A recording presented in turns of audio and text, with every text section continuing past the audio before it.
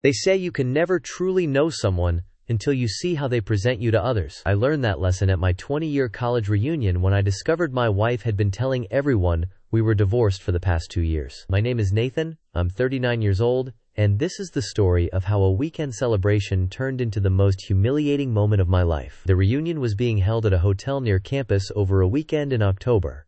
Friday night cocktail party, Saturday dinner and dancing, Sunday brunch. The whole nostalgic package. We drove up Friday afternoon. The conversation in the car was normal. Jessica talked about who she was excited to see, asked if I remembered certain professors, reminisced about our college days.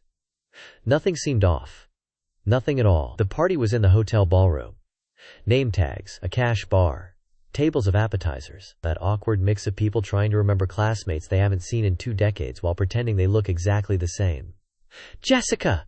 Amanda squealed, hugging her. Then she turned to me. "And Nathan. Wow, I'm so glad you two worked things out." I smiled, confused. "Worked things out?" Amanda looked at Jessica, then back at me. "You know, after the divorce, Jessica said you two were trying to reconcile." The divorce. The words hung in the air. I felt my smile freeze on my face. "What divorce?" I asked slowly. The group went silent. Everyone was looking at Jessica, who had gone pale. "Oh my God," Sarah said quietly. "Nathan doesn't know." "Doesn't know what?" My voice was louder now.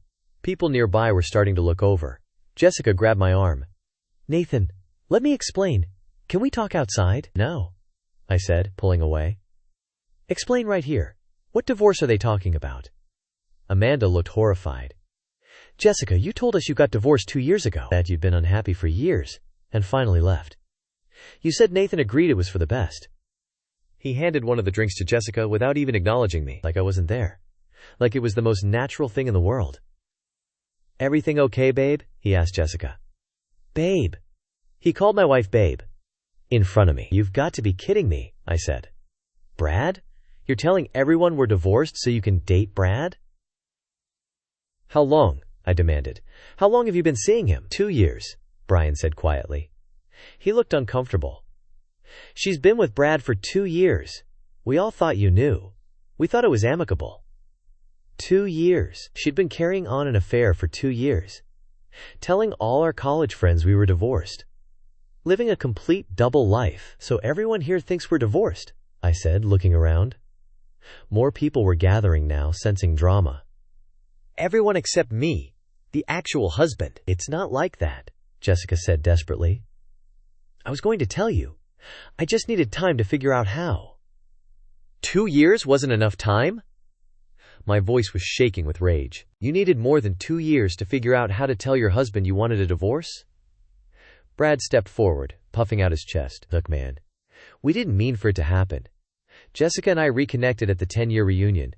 We always had chemistry. Things just evolved naturally." "The 10-year reunion?" I repeated. 10 years ago? You've been doing this for 10 years? "No," Jessica said quickly. "No, it's only been 2 years of actually being together. But we did reconnect at the 10-year. We stayed in touch. It was just talking at first." "Just talking," I said. "For 8 years you were just talking. And then what? You decided to upgrade to an affair while telling everyone we were divorced?" Someone in the crowd gasped. I realized half our graduating class was now watching this scene unfold. "You know what the worst part is?" I continued. "It's not even the affair. It's that you couldn't even be honest about it. You had to create this elaborate lie. Make everyone here think we were divorced. Did you introduce Brad as your boyfriend to all these people?" The looks on everyone's faces told me the answer. "Wow," I said. "So everyone here has been congratulating you on your new relationship, thinking you'd moved on from your failed marriage, never knowing I was at home thinking everything was fine." "Nathan, I'm sorry," Jessica was crying now. "I never wanted you to find out this way." "How did you want me to find out?" I asked. "Or were you planning to never tell me? Just keep living 2 separate lives? Me at home thinking we're married, you at reunions, and with these friends pretending to be divorced?" "I was going to tell you after this weekend," she said. "Wait. I was going to ask for a divorce. I just wanted one more weekend with my college friends before everything changed." "One more weekend of lying, you mean?" I said. 2. "Don't touch her," I snapped. "Actually, no. Touch her all you want. She's all yours, Brad. Congratulations on your divorced girlfriend who's actually still married. I pulled off my wedding ring and held it up. Since apparently we've been divorced for 2 years and nobody told me, I guess I don't need this anymore. I set it on the nearest table and walked out. Behind me, I could hear the explosion of whispers and gasps. Let them talk. Let everyone know the truth now. I went back to our hotel room and started packing my stuff. Jessica came in about 20 minutes later. Nathan, please, she started. Save it, I said, shoving clothes into my suitcase. I don't want to hear it.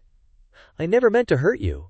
You told hundreds of people we were divorced for 2 years. How did you think that wouldn't hurt me?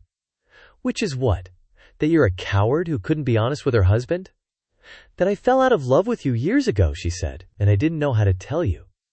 We built this life together. The house, the routines, the image of the perfect college sweethearts who made it work. I felt trapped in it. So you had an affair with Brad Mitchell, the guy who still wears his college Letterman jacket to bars. Don't mock him, Jessica said defensively. He makes me feel alive, excited. You and I, we became roommates. We stopped being partners years ago. And whose fault is that? I asked. Did you ever talk to me about how you felt? Did you ever suggest counseling? Or did you just decide on your own that the marriage was over and start living like it was? She didn't answer. I'm filing for divorce, I said. A real one this time. Not the fake one you've been telling everyone about. And I'm telling my lawyer everything. The affair. The lies. All of it. Get out, I said. Go back to your college friends and Brad. Enjoy your reunion. I'm going home. I finished packing and left. Drove 3 hours back home in the dark, trying to process what had just happened. My wife had been living a double life, telling our college friends we were divorced while coming home to me every night, having an affair for 2 years while I remained clueless. How had I missed it? Were there signs? Had she been distant? Had our relationship really become that much of a routine that I didn't notice her pulling away? The worst part was the humiliation. Hundreds of people at that reunion knew Jessica was divorced and dating Brad. They'd been watching us walk in together, probably confused about why Jessica's ex-husband was there with her. Had they felt sorry for her? Stuck with me for the evening? Had they gossiped about the awkward situation? I called my brother when I got home, told him everything. He was furious on my behalf. Sue her for everything, he said. Make sure everyone knows she's a liar. But what would that accomplish? The damage was done. Our entire social circle from college now knew the truth. That Jessica had been lying. That I'd been the fool who didn't know his own marriage was over. I filed for divorce Monday morning. My lawyer was disgusted when I told him the story. Adultery is grounds for fault-based divorce in this state, he said. We can use that. And the fact that she's been living a separate life, essentially committing fraud about the status of your marriage, that won't look good for her. The divorce took 8 months, and then Jessica tried to claim we'd grown apart, that it was amicable. I brought witnesses from the reunion to testify about what she'd told people. Emails she'd sent to college friends over the past 2 years, where she referred to herself as divorced. Photos of her and Brad together that she'd shared on social media accounts I didn't know she had. The judge was not sympathetic to her case. I got the house, most of our savings, and the satisfaction of knowing that everyone now knew the truth. Jessica and Brad moved in together. From what I heard through mutual friends, their relationship imploded within 6 months. Turns out Brad wanted the fantasy divorced woman, not the reality of someone who'd just gone through a messy divorce. Jessica reached out a year later, wanting to clear the air. We met for coffee. She looked different, tired, less polished. I'm sorry, she said. I handled everything wrong. I should have been honest with you from the start. Why weren't you? I asked. That's the part one still don't understand. Why create this elaborate lie instead of just asking for a divorce? Because asking for a divorce would have made it real, she said. As long as I was just telling friends we were divorced, I could still come home to our life. I could still have the security of our marriage, while feeling like I had the freedom to be someone else when I was away from home. That's incredibly selfish. I know, she said quietly. I know it was. I wanted everything. The excitement of a new relationship, the stability of our marriage, the sympathy of people who thought I'd been brave enough to leave an unhappy situation. I wanted to be the hero of my own story without doing any of the actual hard work. And Brad? Was he in on it? Did he know we were actually still married? Jessica looked down. Yes, he knew. That's part of why we fell apart. He realized I was never going to be honest about anything, that I'd lie to anyone to make myself look better. Good, I said. I hope it was worth it. It wasn't, she said. I lost you. I lost my self-respect. I lost most of our college friends once they realized I'd been lying to them for years. Brad left. I'm alone now, and it's my own fault. I wanted to feel vindicated. Wanted to feel satisfaction that she'd suffered consequences. But mostly I just felt sad. Sad that she'd been so unhappy and unable to communicate. Sad that our marriage had ended not with a conversation, but with a humiliating public revelation. Sad that I'd wasted years with someone who clearly didn't want to be there. I hope you figure out whatever it is you're looking for, I told her, but I can't be part of your life anymore, not even as a friend. I understand, she said. For what it's worth, I did love you. I do love you. I just wasn't in love with you anymore, and I didn't know how to handle that like an adult. That was the last time I saw Jessica. I heard she moved to another state, started over somewhere fresh where people didn't know her story. I stayed in our college town, kept the house, kept my job, ran into college friends occasionally who'd been at the reunion. Most were apologetic, embarrassed they'd believe Jessica's lie. A few admitted they'd thought it was strange that she was so open about the divorce, but never actually seemed to finalize anything legal. She was always good at telling stories, I said. The college reunion incident became a weird part of my identity. The guy whose wife faked a divorce came up sometimes.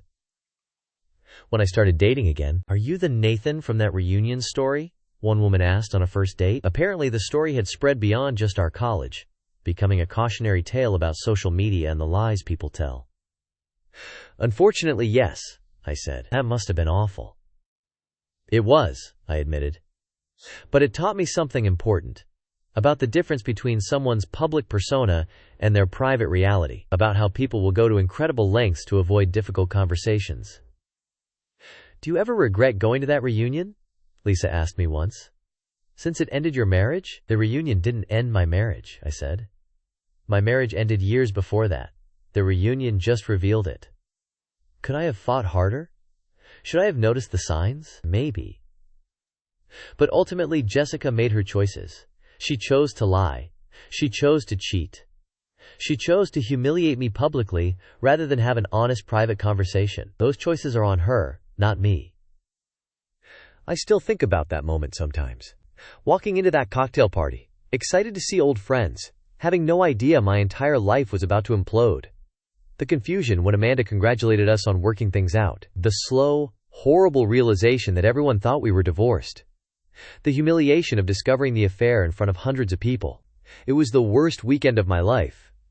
But it was also, in a strange way, a gift.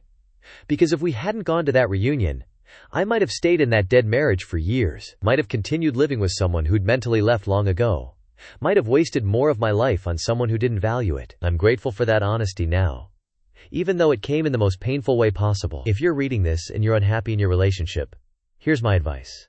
Have the conversation. As hard as it is, as scary as it seems, have the actual conversation about what's not working. Don't lie to friends. Don't create elaborate fantasy scenarios where you're already divorced. Don't have affairs while pretending everything's fine. Be honest. Be direct. Be brave enough to end something that's not working, rather than letting it deteriorate into something ugly. Because the truth always comes out eventually. And when it does, the collateral damage from years of lies is so much worse than the pain of an honest conversation would have been. I learned that lesson at a college reunion, in front of hundreds of people, in the most humiliating way possible. But I learned it. And I won't make the same mistake again. Neither should you.